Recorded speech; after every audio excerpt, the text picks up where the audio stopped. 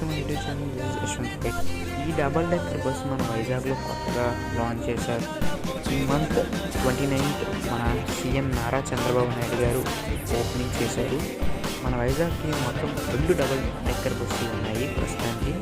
ఇంకో బస్సు కూడా యాడ్ చేస్తా అన్నారు, అది సెప్టెంబర్లో అన్నారు. సో అది టాప్లెస్ అనమాట.